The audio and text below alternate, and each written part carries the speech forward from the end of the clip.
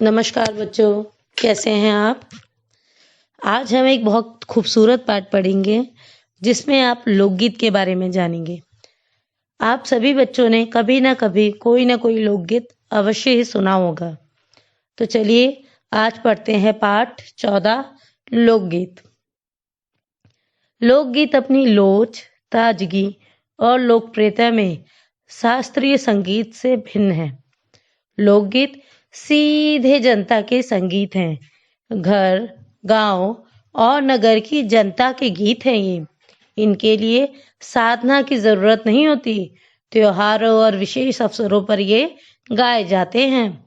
सदा से ही ये गाए जाते रहे हैं और इनके रचने वाले भी अधिकतर गांव के लोग ही हैं। स्त्रियों ने भी इनकी रचना में विशेष भाग लिया है। ये गीत बाजों की मदद के बिना ही या साधारण ढोलक, झांझ, करताल, बांसुरी आदि की मदद से गाए जाते हैं। एक समय था जब शास्त्रीय संगीत के सामने इनको हे समझा जाता था। हे यानी नीचा, यानी उसकी अपेक्षा कमतर समझा जाता था शास्त्रीय संगीत की अपेक्षा। अभी हाल तक इनकी बड़ी उपेक्षा की जाती थी, पर इधर साधारण जनता की ओर जो लोगों की नजर फेरी है तो साहित्य और कला के क्षेत्र में भी परिवर्तन हुआ है। अनेक लोगों ने विविध बोलियों के लोक साहित्य और लोक गीतों के संग्रह पर कमर बांधी है और इस प्रकार के अनेक संग्रह अब तक प्रकाशित भी हो गए हैं। लोकगीतों के कई प्रकार हैं। इनका एक प्रकार तो बड़ा ही ओजस्वी और सजीव है। यह इस देश के आदिवासियों का संगीत है। मध्य प्रदेश, दक्कन, छोटा नागपुर में गोंड, खांड, ओराव, मुंडा, भील, संथाल आदि फैले हुए हैं, जिनमें आज भी जीवन नियमों की जकड़ में बंध न सका और निर्द्वंद लहराता है। इनके गीत और नाच अधिकतर साथ साथ और बड़े बड़े दलों में गाए और नाचे जाते हैं। 20-20, 30-30 आदमियों और औरतों के दल एक साथ या एक दूसरे के जवाब में गाते हैं। दिशाएं गूंज उठती हैं और पहाड़ियों के अपने अपने गीत हैं। उनके अपने अपने भिन्न रूप होते हुए भी अशास्त्रीय होने के कारण उनमें अपनी एक समान भूमि है। गढ़वाल, किन्नौर, कांगड़ा आदि के अपने अपने गीत और उन्हें गाने की अपनी अपनी विधियां हैं। उनका अलग नाम ही पहाड़ी पड़ गया है। वास्तविक लोकगीत देश के गांवों और देहातों में है। इनका संबंध देहात की जनता से है। बड़ी जान होती है इनमें। चैता, कजरी, बारामासा, सावन आदि मिर्जापुर, बनारस और उत्तर प्रदेश के पूर्वी और बिहार के पश्चिमी जिलों में गाए जाते हैं। बाउल और भतियारी बंगाल के लोकगीत हैं। पंजाब में माहिया आदि इसी प्रकार के हैं। हीर, रांझा, सोहनी, महिवाल संबंधी गीत पंजाबी में और ढोला मारू आदि के गीत राजस्थानी में बड़े चाव से गाए जाते हैं। इन देहाती गीतों के रचयिता कोरी कल्पना को इतना मान न देकर अपने गीतों के विषय रोजमर्रा के बहते जीवन से लेते हैं, जिससे वे सीधे मर्म को छू लेते हैं। उनके राग भी साधारणतः पीलू, सारंग, दुर्गा, सावन, सोरठ आदि राग हैं। कहरवा, बिरहा, दोभी, धोबिया आदि देहात में बहुत गाए जाते हैं और बड़ी भीड़ आकर्षित कर लेते हैं। इनकी भाषा के संबंध में कहा जा चुका है कि ये सभी लोकगीत गांव और इलाकों की बोलियों में गाए जाते हैं। इसी कारण ये बड़े आह्लादकार और आनंददायक होते हैं। राग तो इन गीतों के आकर्षक होते ही हैं। इनकी समझी जा सकने वाली भाषा भी इनकी सफलता का कारण है। भोजपुरी में करीब 30-40 वर्षों से विदेशिया का प्रचार हुआ है। गाने वालों के अनेक समूह इन्हें गाते हुए देहात में फिरते हैं। उधर के जिलों में विशेषकर बिहार में विदेशिया से बढ़कर दूसरे गाने लोकप्रिय नहीं हैं। इन गीतों में अधिकतर रसिक प्रियों और प्रियाओं की बात रहती है।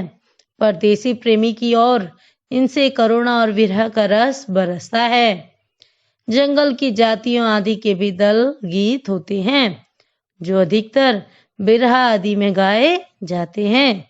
पुरुष एक और स्त्रियां दूसरी ओर एक दूसरे के जवाब में दल बांधकर गाते हैं और दिशाएं गुंजा देते हैं। पर इधर कुछ काल से इस प्रकार के दलीय गायन का ह्रास हुआ है। एक दूसरे प्रकार के बड़े लोकप्रिय गाने आल्हा के हैं। अधिकतर ये बुंदेलखंडी में गाए जाते हैं। आरंभ तो इसका चंदेल राजाओं के राजकवि जागनिक से माना जाता है, जिसने आल्हा उदल की वीरता का अपने महाकाव्य में बखान किया।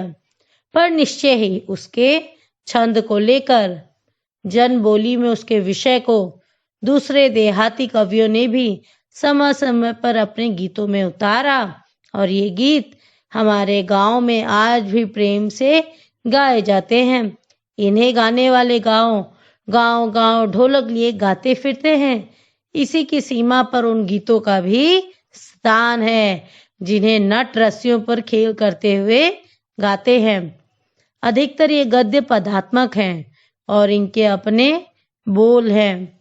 अनंत संख्या अपने देश में स्त्रियों के गीतों की है तो ये गीत भी लोकगीत ही, पर अधिकतर इन्हें औरतें ही गाती हैं। इन्हें सृजती भी अधिकतर वही हैं।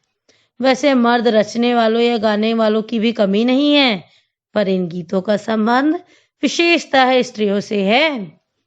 इस दृष्टि से भारत इस दिशा में सभी देशों से भिन्न है, क्योंकि संसार के अन्य देशों में स्त्रियों के अपने गीत मर्दों या जनगीतों से अलग और भिन्न नहीं है, मिले जुले ही है।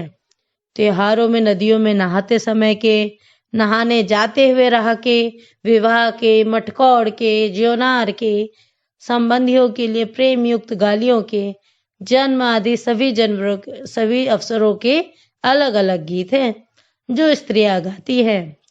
इन अवसरों पे कुछ आज से ही नहीं, बड़े प्राचीन काल से वे गाती रही हैं। महाकवि कालिदास आदि ने भी अपने ग्रंथों में उनके गीतों का हवाला दिया है। सोहर, बानी, सहरा आदि उनके अनंत गानों में से कुछ हैं। वैसे तो 12 मासे पुरुषों के साथ नारियां भी गाती है। एक विशेष बात यह है कि नारियों के गाने साधारणतः अकेले नहीं गाए जाते, दल बांध कर गाए जाते हैं। अनेक कंठ एक साथ फूटते हैं। यद्यपि अधिकतर उनमें मेल नहीं होता, फिर भी त्योहारों और शुभ अवसरों पर वे बहुत ही भले लगते हैं। गांव और नगरों में गायिकाएं भी होती हैं, जो विवाह, जन्म आदि के अवसर पर गाने के लिए बुला ली जाती है। सभी ऋतुओं में स्त्रियां उल्लासित होकर दल बांधकर गाती हैं। पर होली, बरसात की कजरी आदि तो उनकी अपनी चीज है, जो सुनते ही बनती है। पूरब की बोलियों में अधिकतर मैथिल कोकिल विद्यापति के गीत गाए जाते हैं।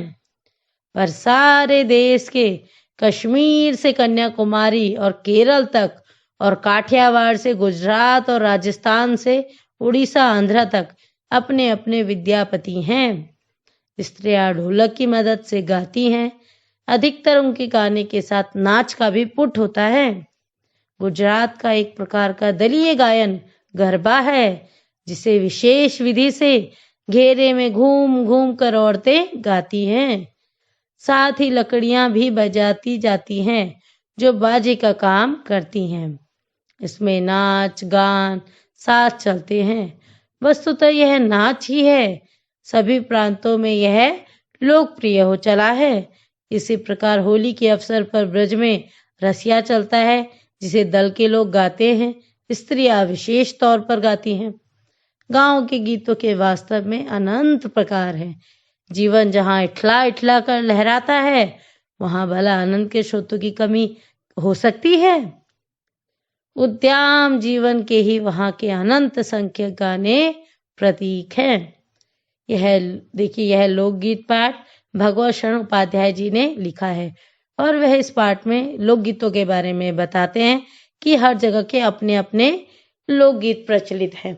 पहले तो लोकगीत उतने लोकप्रिय नहीं थे और शास्त्रीय संगीत से भिन्न थे, लेकिन जैसे जैसे अब लोगों का गांव के प्रति त्योहार और विशेष अवसर पे जो गाना गाए जाते हैं, धीरे धीरे लोगों का इनके प्रति रुझान बढ़ा है। और इनके लिए किसी साधना की जरूरत नहीं होती, किसी विशेष प्रकार की प्रशिक्षण की जरूरत नहीं होती। ये तो स्त्रियां अपने आप ही बनाकर गाती हैं और वो ना ही किन्हीं विशेष उपकरणों से, वाद्य यंत्रों से की मदद लेती हैं, बल्कि साधारण ढोलक, झांझ, करताल, बांसुरी के आदि की मदद से गाए जाते हैं और स्त्रियां भी इसमें बढ़ चढ़कर भाग लेती हैं। पर आपको पता है, एक समय था जब शास्त्रीय संगीत को हे मतलब नीचा, छोटा समझा जाता था। अभी हाल तक इसकी बड़ी उपेक्षा की जाती थी, पर इधर साधारण जनता की ओर जो लोगों की अब नजर गई है, तो साहित्य और कला के क्षेत्र में भी बदलाव आए हैं और अब लोकगीतों के कई संग्रह प्रकाशित भी हो गए हैं। लोकगीतों के कई प्रकार होते हैं। आपने देखा होगा हमारे भारत देश में कई आदिवासियां भी रहती हैं, आदिवासी प्रजाति रहती है, उनके भी अलग अलग संगीत हैं, अलग अलग लोकगीत हैं। मध्य प्रदेश में दक्कन, छोटा नागपुर में गोंड, खांड, ओराव, मुंडा, भील, संताल आदि सभी फैले हुए हैं और इनके भी अलग अलग लोकगीत होते हैं। और पहाड़ियों के भी अपने अपने गीत होते हैं। वो गढ़वाल, किन्नौर, कांगड़ा सबकी अपनी अपनी विधियां हैं और इन सभी को ही पहाड़ी नाम दे दिया गया है। वास्तविक लोकगीत देश के गांवों और देहातों में ही बसता है, क्योंकि ये देहात की जनता से होकर निकला है और इसमें चैता, कजरी, बारामासा, सावन आदि, मिर्जापुर, बनारस आदि उत्तर प्रदेश के पूर्वी और बिहार के पश्चिमी जिलों में गाया जाता है। और बाउल और भतियारी ये तो बंगाल के लोकगीत हैं। पंजाब में भी माहिया चलता है और हीर रांझा, सोहनी, महिवाल आदि के लोकगीत गाए जाते हैं और राजस्थान में ढोला मारू गीत गाया जाता है। इन देहाती गीतों के रचयिता कोरी कल्पना को इतना मान ना देकर अपने गीतों के विषय रोजमर्रा के बहते जीवन से लेते हैं और उनके राग भी पीलू, सारंग, दुर्गा, सावन, सोरठ आदि होते हैं। कहरवा, बिरछा, धोबी आदि देहात में बहुत गाए जाते हैं और इसे बहुत लोग बड़े आकर्षित होते हैं लोगों ये देखकर और सब लोग ये लोकगीत बहुत भारी भीड़ एकत्रित कर लेते हैं। और इनकी भाषा के संबंध में कहा गया है कि ये बहुत आनंददायक होते हैं और इलाकों की बोलियों पर ही गाए जाते हैं, इसलिए आम जनमानस इनसे पूरी तरह जुड़ा रहता है। और भोजपुरी में तो करीब 30-40 साल से विदेशिया का प्रचार हुआ है। गाने वालों के अनेक समूह इन्हें गाते हुए देहात में फिरते हुए देख सकते हैं। उधर के जिलों में, विशेषकर बिहार में, विदेशिया से बढ़कर दूसरे कोई लोकप्रिय गाने नहीं हैं और इन गीतों में परदेसी प्रेमियों के चले जाने का विरह का रस भी बरसता है। जंगल की जातियों के भी आदि दल गीत होते हैं। अधिकतर बिरहा आदि गाए जाते हैं, जिसमें पुरुष और स्त्रियां एक दूसरे के पक्ष विपक्ष में बातें बोलती हैं। और इसी प्रकार के लोकप्रिय गाने आल्हा के भी हैं, जो बुंदेलखंड में गाए जाते हैं। और अधिकतर ये गीत पदात्मक होते हैं, यानी कवात्मक होते हैं, जिनमें लय तुक का ज्यादा ध्यान रखा जाता है और सबके अपने अपने बोल होते हैं। और अनंत संख्या अपने देश में स्त्रियों के गीतों की भी हैं। इन लोकगीतों को स्त्रियां भी बहुत गाती हैं। वो विवाह पे, त्योहारों पर, नदियों में नहाते समय, नहाने जाते हुए, विवाह के और संबंधियों जब शादी होती है तो एक दूसरे संबंधियों को, यानी समधन पर, संबंधी पर प्रेम युक्त गाली यानी प्यार से गाली भी देती हैं। गाली आधारित भी यहाँ पर लोकगीत प्रचलित है, जो कि पहाड़ी संस्कृति में बहुत है। उत्तराखंड में, हिमाचल में इनमें ये प्रचलन है कि अपने समधी और समधन के बारे में प्रेम युक्त गाली गाई जाती है विवाह के अवसर पर। महाकवि कालिदास आदि ने भी अपने ग्रंथों में उनके गीतों का हवाला दिया है। सोहर, बानी, सेहरा आदि उनके अनंत गानों में से कुछ है। वैसे तो 12 माह से पुरुषों के साथ नारियां भी गाती हैं, यानी हमेशा ही 12 महीने पुरुषों के साथ स्त्रियां भी गाती हैं। पर एक विशेष बात यह है कि नारियों के गाने साधारणतः अकेले नहीं गाए जाते, वो पूरे दल बांधकर गाए जाते हैं। अनेक कंठ एक साथ फूटते हैं, यानी अनेक स्त्रियां मिलकर एक साथ गाती हैं और फिर भी उनमें मेल नहीं होता, पर वो त्योहार और शुभ अवसर पर वो अच्छे ही लगते हैं। गांव और नगरों में गायिकाएं भी होती हैं जो विवाह यानी शादी पर और किसी बच्चे के जन्म लेने पर बुलाई जाती हैं, और कभी ऋतुओं के बदलने पर भी स्त्रियां खुश होकर गाने गाती हैं। होली, बरसात की कजरी आदि तो उनकी अपनी चीज है जो सुनते ही बनती है। और पूरब की बोलियों में तो अधिकतर मैथिल कोकिल विद्यापति के गीत गाए जाते हैं, किंतु पूरे भारत में ऐसे ही विद्यापति बहुत हैं, यानी सबके अपने अपने विद्यापति हैं, अपने अपने गायक और कवि हैं। और स्त्रियां ढोलक की मदद से गाती हैं। अधिकतर उनके गाने के साथ नाच का भी पुट होता है, नाच भी करती हैं। इसी तरह गुजरात का एक गायन है गरबा, जिसे विशेष विधि से गोल घेरे में घूम घूम कर औरतें गाती हैं। साथ ही लकड़ियां भी बजाई जाती हैं जो बाजे का काम करती हैं, जिसे डांडिया भी बोलते हैं। इसमें नाच गान सब साथ चलते हैं। वस्तुतः यह नाच ही है। सभी प्रांतों में यह लोकप्रिय हो चला है अब। इसी प्रकार होली के अवसर पर ब्रज में रसिया चलता है, जिसे दल के दल लोग गाते हैं और स्त्रियां तो विशेष तौर पर गाती हैं। गाँव के गीतों के वास्तव में कई प्रकार है, बस जरूरत है उन्हें महसूस करने की और अपने जीवन में उतारने की। तो ये था आपका पाठ लोकगीत। अभी जो निबंध था, चलिए इसके बारे में पढ़ते हैं, इसके अभ्यास कार्य को देखते हैं।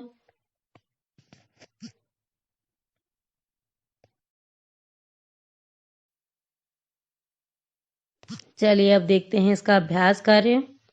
निबंध में लोकगीतों के किन पक्षों की चर्चा की गई है, बिंदु के रूप में उन्हें लिखिए। तो देखिए, लोकगीतों के किन पक्षों की चर्चा की गई है, अलग अलग की, कि उन्हें विभिन्न अवसरों पर गाया जाता है, स्त्री पुरुष एक साथ गाते हैं, है ना। आप अलग अलग पक्षों को पढ़िएगा और लिखिएगा। फिर है दूसरा, हमारे यहाँ स्त्रियों के खास गीत कौन कौन से हैं जो विवाह पर गाए जाते हैं, ऋतुओं पर गाए जाते हैं और नहाने जाते समय गाए जाते हैं, और जो संबंधियों को प्रेम भरे प्यार भरी गालियां सुनाई जाती है, ये भी उनके खास गीत होते हैं। फिर है तीसरा, निबंध के आधार पर और अपने अनुभव के आधार पर यदि तुम्हें लोकगीत सुनने के मौके मिले हैं तो तुम लोकगीतों की कौन सी विशेषताएं बता सकते हो। बताइए, कौन सी विशेषता बता सकते हैं कि वो हम आम जनमानस से जुड़ी होती है, हमारी अपनी बोली में होती है। सुनिएगा लोकगीत और बताइएगा। फिर है चौथा, पर सारे देश के अपने अपने विद्यापति हैं। इस वाक्य का क्या अर्थ है, पाठ पढ़कर मालूम करो और लिखो।